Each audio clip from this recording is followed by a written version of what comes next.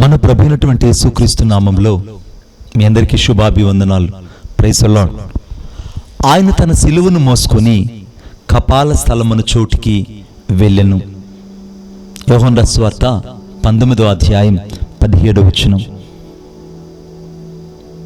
ఈ ఉదయకాల సమయంలో దేవుని యొక్క వాక్యము ఆయన తన సిలువను మోసుకొని, ఈ ఉదయకాల సమయంలో నీ సిలువను ఎత్తుకొని యేసును వెంబడిస్తున్నావా?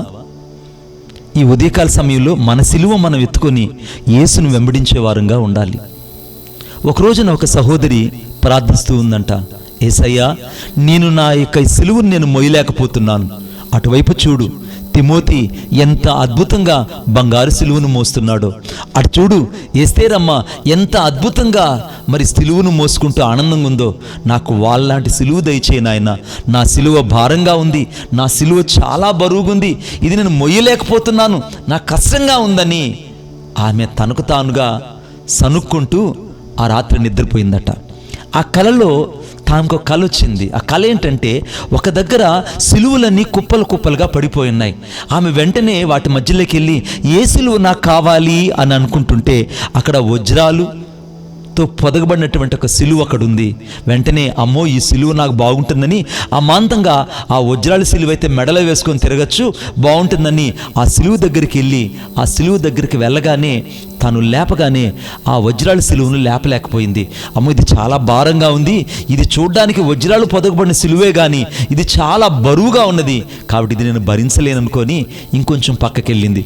పక్కకి వెళ్తే ఒక సిలువ చుట్టూ రకరకాల పువ్వులన్నీ లతల వల్లే అల్లుకొని ఎంతో చక్కగా ఉన్నది.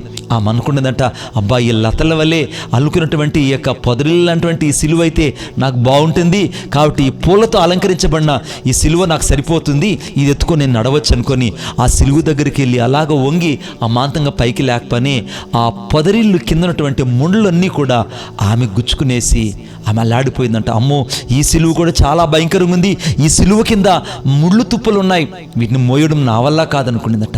ఇంకొంచెం ముందుకు వెళ్ళగానే అక్కడ ఒక సిలువ చాలా నిస్సహాయతగా అలాగ మౌనంగా ఉందంట.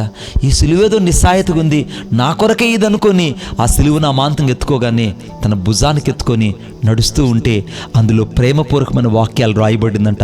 నా సమాధానము నీకు కలుగునుగాక, నా శాంతి నీకు కలుగునుగాక, నీకు ఆరోగ్యమును కలుగు చేసేదను, నీకు నీతి సూర్యుడు ఉదయించును అనే ప్రేమ వాక్యాలన్నీ ఆ సిలువ మీద రాయబడి ఉండడం చేత ఆమె వెంటనే, అరే, ఈ సిలువ వాక్యాలన్నీ నా జీవితానికి సరిపోయేదే, ఇది నిజంగా నా సిలువే, ఇది నా సిలువే అని అనుకుంటుంటే అమాంతంగా సిలువ కింద చూడగానే తన పేరుందట.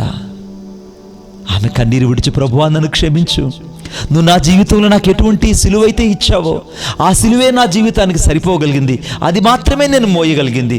నేను ఇతరుల సిలువలు చూసుకొని ఎన్నడూ నేను ఇంకా అతిశయపడను, అవి కావాలి ఇవి కావాలని నేను కోరుకోను ప్రభువా అని ఏడవడం ప్రారంభించింది, పశ్చాత్తాపడడం ప్రారంభించింది.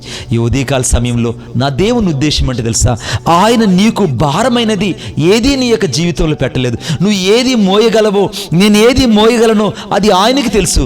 ఇతరులు మోసే ఆ సిలువలు ఎంత బరువుగుంటాయో మనకేమాత్రము కూడా తెలియలేదు, ఏమాత్రం తెలియదు.